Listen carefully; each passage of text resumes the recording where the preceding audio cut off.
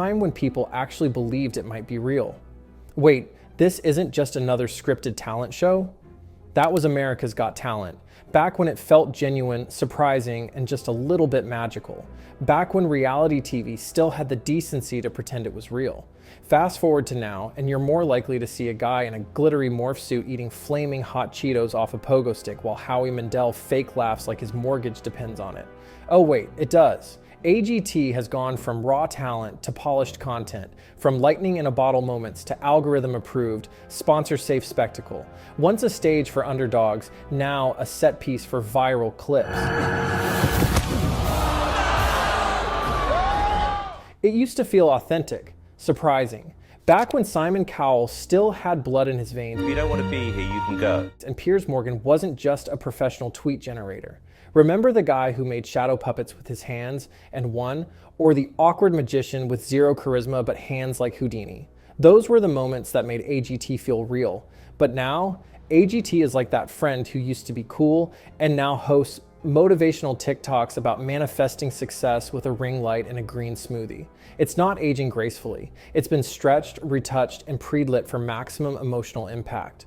But how did we get here? To understand how this glitter-coated content circus started out as a dream factory, we need to go back to the beginning. Let's rewind. America's Got Talent premiered in 2006, back when reality TV still felt like a social experiment instead of a branding strategy. It was messy, chaotic, and genuinely exciting. This wasn't just another singing contest. It was open-ended, open-hearted chaos, a stage where anything could happen, and often did. The idea was beautifully simple.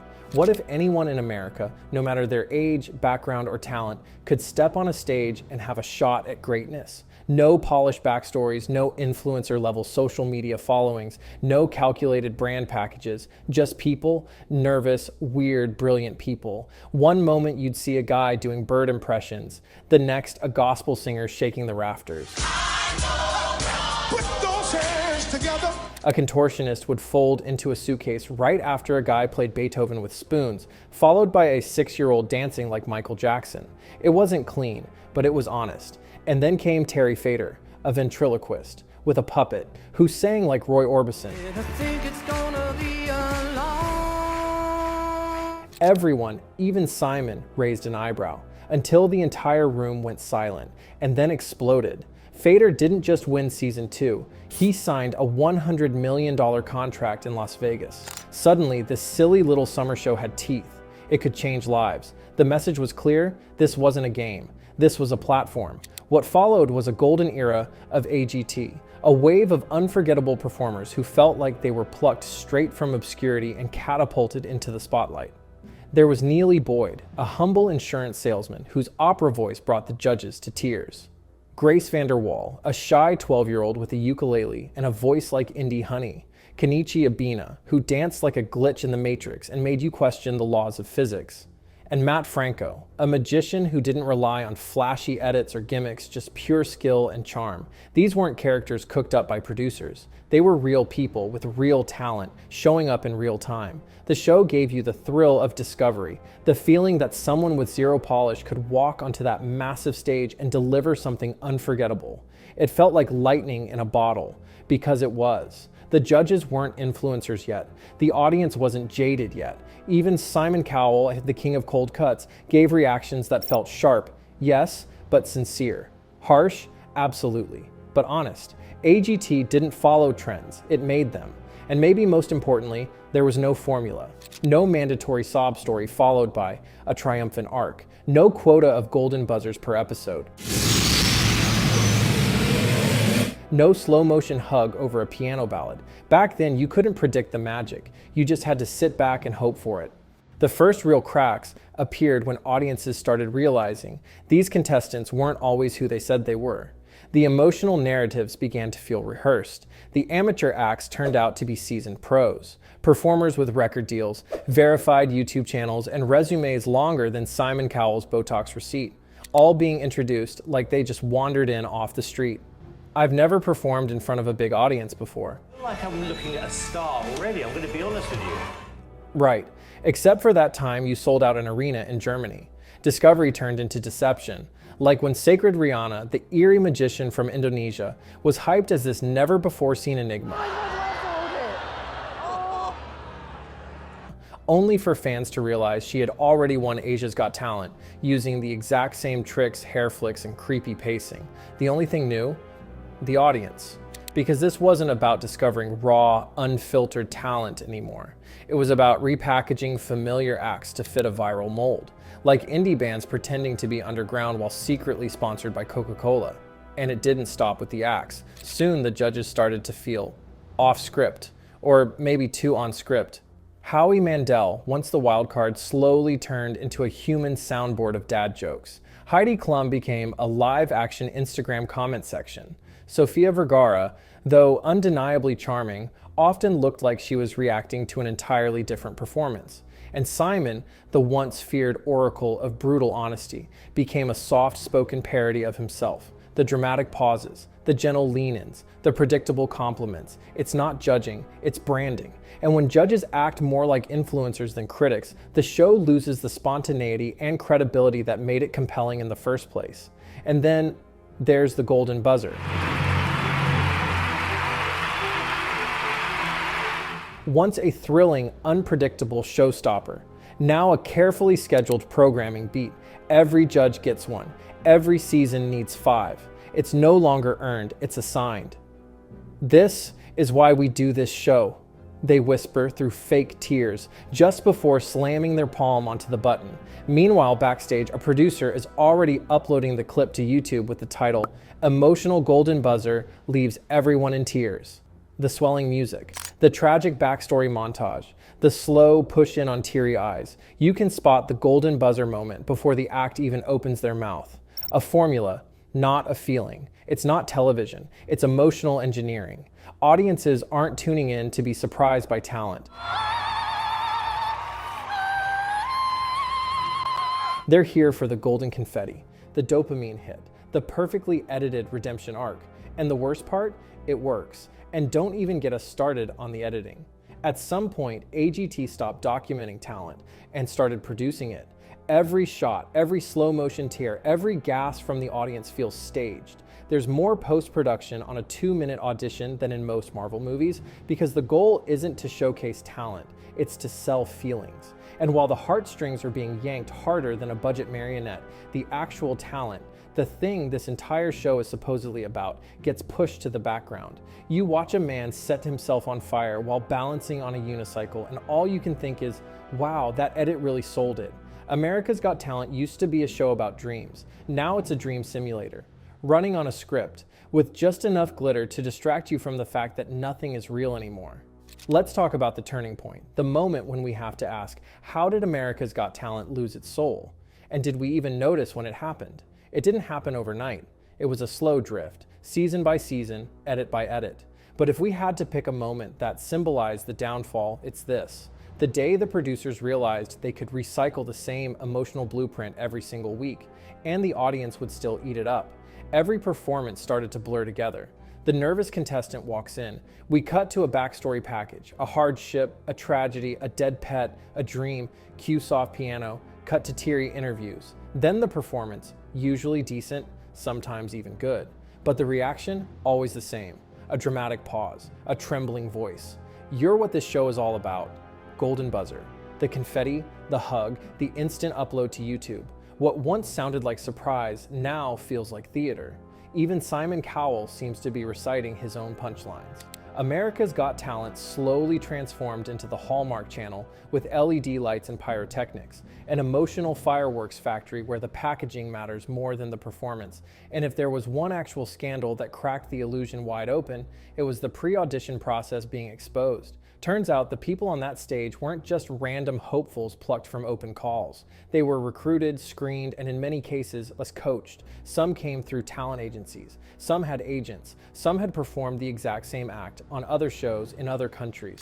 Remember Angelina Jordan, crowned Norway's Got Talent winner at 8. Years later, she was introduced on AGT as Golden Buzzer winner on Norway's Got Talent at age 8. And yet, her discovery was still packaged like a fresh face to the AGT crowd.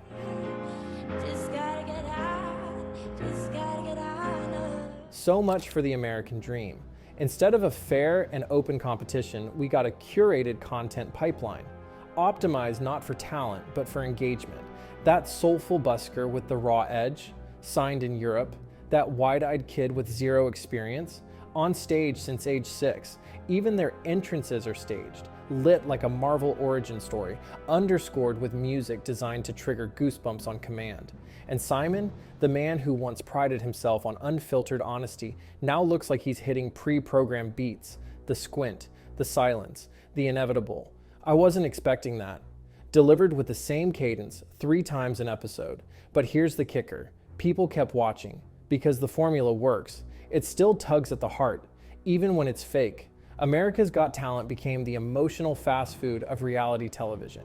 Predictable, addictive, empty calories with just enough sparkle to make you crave more. That's when the magic died, when the show stopped being a stage and became a storyboard. Let's be honest, America's Got Talent isn't just bad these days. It's boringly, painfully, unwatchably bad. And that's worse than being chaotic or cringe, because at least then you're entertaining. The problem isn't the performers. Many are genuinely talented. It's the rigid structure and predictable pacing that drain the spontaneity from the show. It's the sense that nothing spontaneous is ever going to happen again. You can practically hear the producer whispering behind the scenes, okay, cue the emotional swell. And now, Simon, pause for effect, perfect. The show isn't about discovery anymore, it's about presentation. Not what you do, but how you frame it. We're not watching talent, we're watching trauma. Because if your story isn't wrapped in tragedy or personal struggle, it's not making the final cut. This shift has made audiences cynical. People started noticing that acts were too polished and too rehearsed. Reddit threads exploded with theories. TikTok users began posting side-by-side comparisons of performers on AGT versus their other professional gigs. Even YouTube comments, a place that once overflowed with "Who else is crying, RN?" have taken a darker, more skeptical turn.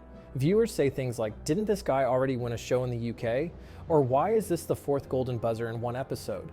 The illusion is crumbling. And when the audience no longer believes the story you're selling, they stop engaging with it the way they used to. The emotional beats feel hollow. The dramatic music feels manipulative. The tears feel forced. And worst of all, the talent feels secondary. But it doesn't end there. The internet turned AGT into a meme. Parody videos surfaced where creators mock the standard audition script. Robert, what are you thinking? The sad story, the quiet piano track, the sudden swell of triumph. There's even a viral format, pretend to cry, sing a ballad, and cut to a golden confetti overlay. Bob, when I was 0 years old, I dislocated my hair. What was once a genuine dream machine is now parody fodder for Gen Z with editing apps, and the show doesn't even seem to mind. Because those parodies, they drive clicks. And clicks mean metrics, and metrics are king. That's the final twist. AGT didn't just get worse. It got aware of its own absurdity and leaned into it. Like a sitcom character who knows they're in a sitcom and starts hamming it up for the camera. The self-awareness made it worse, not better.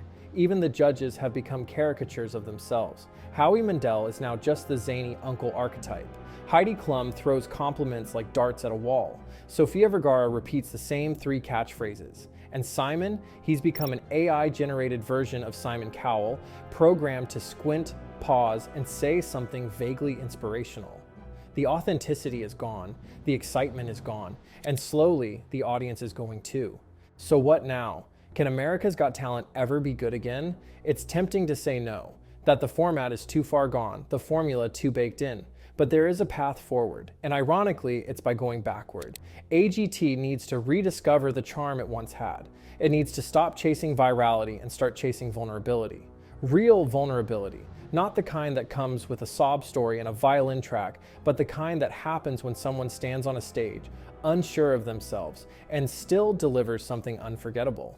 Kill the golden buzzer. It's lost its meaning. Bring back the idea that every performance matters equally. Let the audience vote again, actually vote, without producer manipulation. Stop scripting reactions. Let judges be surprised. Let them be unimpressed sometimes. Let the show breathe. And more than anything, stop editing everything into oblivion. We don't need 15 camera angles and 6 slow motion shots of a hug. Just let the performance speak for itself. Because we've seen what AGT looks like when it works. We've seen the magic. When a magician with social anxiety takes the stage and blows the crowd away.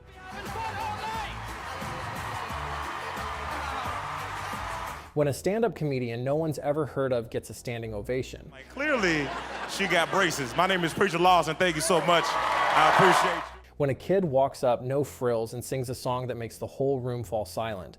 Those are the moments that matter, not the tears, not the trauma packages, not the golden confetti. We've seen that show already, remember? The real magic lies elsewhere, just talent. So yes, AGT can be good again, but only if it stops pretending to be something bigger than it is. It doesn't need to be a viral machine, it needs to be a stage. Because at the end of the day, America's Got Talent was never about perfection.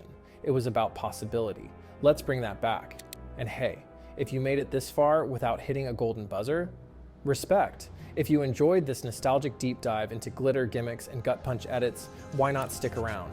Subscribe for more breakdowns of shows that lost the plot, found it again, and maybe still deserve a second chance. Because just like AGT once was, this channel is all about raw ideas, surprising moments, and calling out the scripted nonsense when we see it. No confetti required. Just click that button.